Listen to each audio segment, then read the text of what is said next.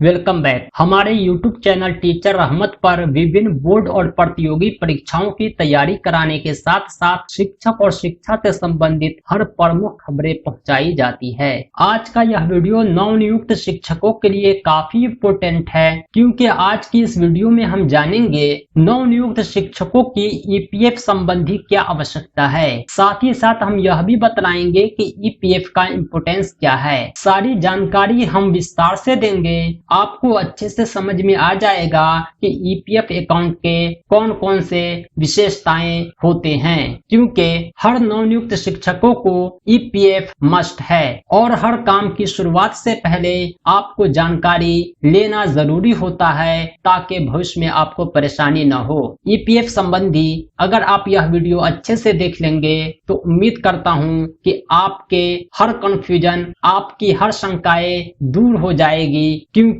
यह video sufficient है हर नवनियुक्त शिक्षकों के EPF संबंधी हर प्रश्नों के उत्तर के लिए। तो आइए वीडियो स्टार्ट करते हैं।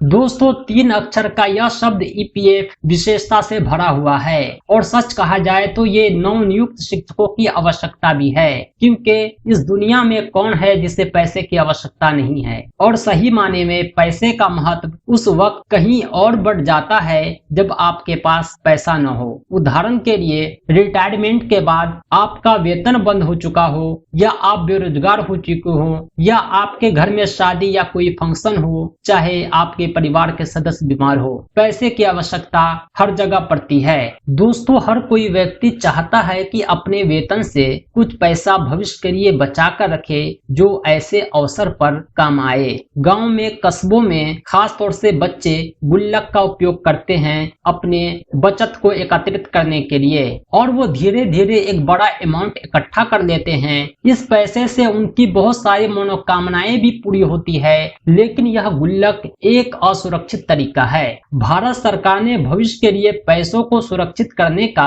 एक सुरक्षित तरीका बनाया है, वह है भविष्य निधि, जिसे इंग्लिश में प्रोविडेंट फंड कहते हैं। इसका शॉर्ट नेम हुआ PF। P से प्रोविडेंट, F से फंड, यानी कोई भी व्यक्ति प्रोविडेंट फंड PF में फ्यूचर के लिए अपने पैसे को इकट्ठा कर सकता है। और यह जो काम होता है प्रोविडेंट फंड ऑर्गेनाइजेशन के द्वारा होता है, जो श्रम मंत्रालय के अधीन है। इस PF की शुरुआत तो काफी पहले हुई, 1952 में, और उसी समय इसे 2 भागों में कैटेगराइज कर दिया गया। एक था EPF, दूसरा PPF। EPF था एम्प्लॉय के लिए और PPF था पब्लिक के लिए, यानी जो किसी कंपनी के कर्मचारी हैं उनके लिए जो कटौती होती थी वो EPF कहलाती थी। और कुछ ऐसे लोग हैं जो किसी कंपनी के कर्मचारी नहीं हैं, उनका खुद का बिजनेस है, या वे भविष्य के लिए बचत रखना चाहते हैं, तो उनके लिए पब्लिक प्रोविडेंट फंड PPF की सुविधा लाई गई। हम आते हैं टॉपिक पर। हमारा टॉपिक था कि नवनियुक्त शिक्षकों को EPF की क्या आवश्यकता है। तो सबसे पहले यह जान लें कि नवनियुक्त शिक्षकों के लिए यह अनिवार्य है, ऐच्छिक नहीं है। यानी अगर कोई नवनियुक्त शिक्षक यह चाहे कि हम अपना EPF अकाउंट नहीं खुलवाएंगे, हम वेतन की कटौती नहीं कराएंगे, तो ये संभव नहीं है, क्योंकि जो EPF का क्राइटेरिया है जिसकी चर्चा हम आगे करेंगे इसी वीडियो में, आपको क्लियर हो जाएगा। अगर आप राज्य के किसी भी कंपनी के कर्मचारी हैं, जरूरी नहीं कि आप सरकारी कंपनी के ही कर्मचारी हो, अगर कर्मियों की संख्या 20 से अधिक है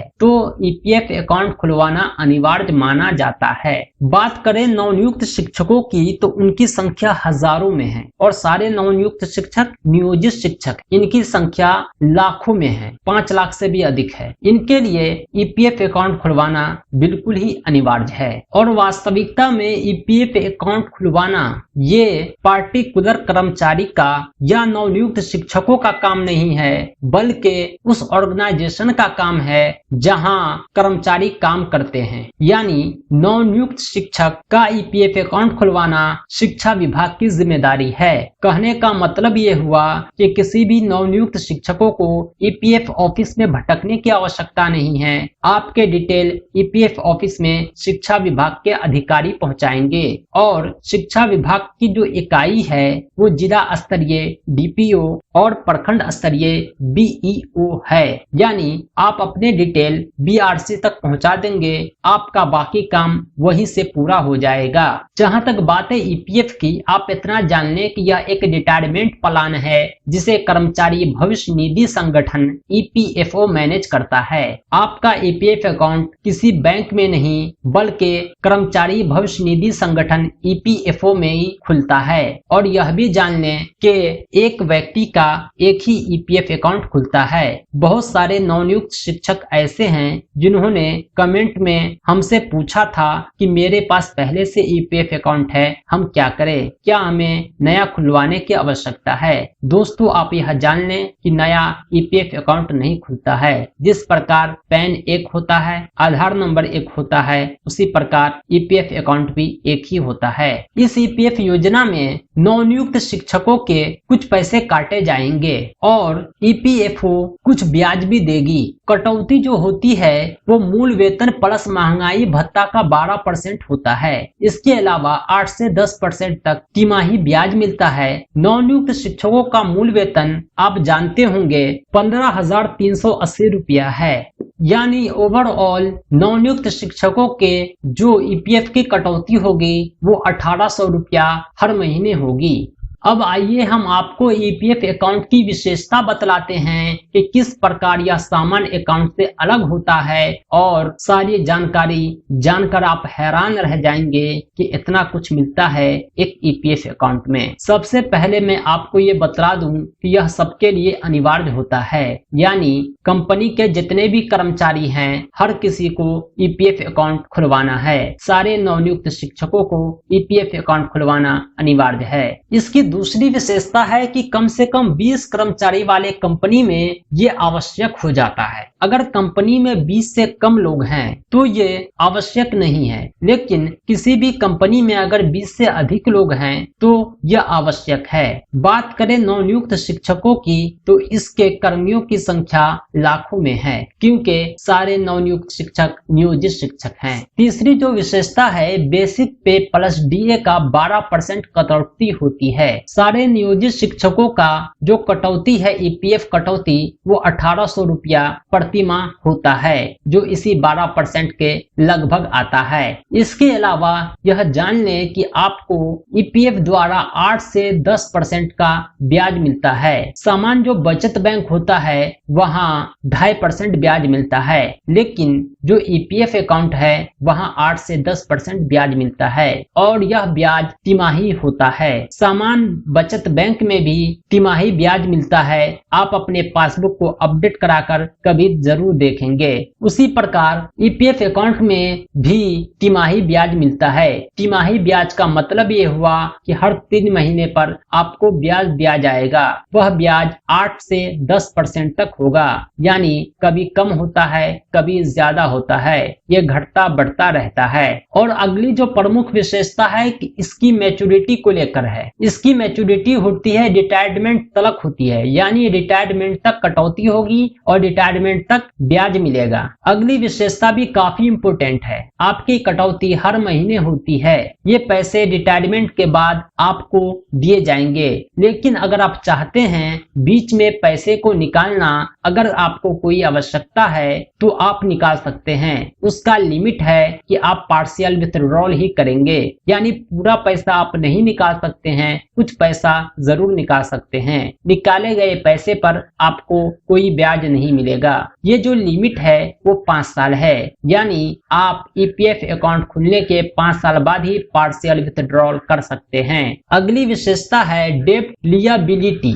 डेब्ट लियाबिलिटी का मतलब यह होता है कि आपका एक अकाउंट ईपीएफ है, आपका एक अकाउंट बैंक में है, किसी भी बैंक में। अगर आप बैंक से लोन लेते हैं और समय पर नहीं सधाते हैं तो बैंक चाहकर भी आपके ईपीएफ अकाउंट से लोन का पैसा माइनस एक्सेस नहीं कर सकती, क्योंकि यह काफी सिक्योर होता है। कर्मचारी के बिना कोई इस पैसे को यूज नहीं कर सकता।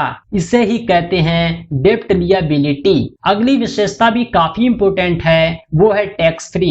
आपके ईपीएफ अकाउंट में चाहे जितनी भी कटौती हो, सब के सब टैक्स फ्री हैं। इस पर किसी प्रकार का कोई कर दे नहीं होगा। और जो अगली विशेषता है यह भी काफी इंपोर्टेंट है, 1 पर्सन 1 अकाउंट, यानी एक व्यक्ति एक ही ईपीएफ अकाउंट खुलवा सकता है। बहुत सारे नवनियुक्त शिक्षकों ने हमसे इंडिविजुअली प्रश्न पूछे थे कि हमारे पास पहले से ईपीएफ अकाउंट है, क्या हमें दोबारा खुलवाने की आवश्यकता है? उसका उत्तर होगा नहीं। अगर आप किसी भी छोटी से छोटी कंपनी में भी काम करते थे, आपका ईपीएफ अकाउंट है, तो आपका वही अकाउंट यहाँ यूज होगा। यानी एक ही ईपीएफ अकाउंट आजीवन यूज होता है, दोबारा खुलता नहीं है। हाँ, ट्रांसफर होता है, आवश्यकता पड़ने पर आप एक जगह से दूसरी जगह ट्रांसफर दे सकते हैं। दोस्तों, ये थे ईपीएफ से संबंधी महत्वपूर्ण जानकारियां जो सारे नवनियुक्त शिक्षकों के लिए काफी आवश्यक था। इसके अलावा अगले वीडियो में हम आपको ईपीएफ अकाउंट खोलने का तरीका बतलाएंगे, आपको ईपीएफ फॉर्मेट उपलब्ध कराएंगे, साथ ही साथ ईपीएफ प्रपत्र भरने का सही तरीका भी बतलाएंगे। दोस्तों, यह वीडियो आपके लिए काफी इंपोर्टेंट है। आप हमारे चैनल को सब्सक्राइब करें, बेल नोटिफिकेशन ऑन करें, ताकि यह वीडियो आप तक तुरंत पहुंच सके। दोस्तों, हमारे चैनल पर नवनियुक्त शिक्षकों से संबंधी हर वीडियो अपलोड किए जाते हैं। इस चैनल के प्लेलिस्ट में टीचर गैलरी के नाम से एक प्लेलिस्ट है, जहां ढेर सारे वीडियोज हैं। सब वीडियो आपके लिए इंपोर्टेंट है, आप जरूर देखें।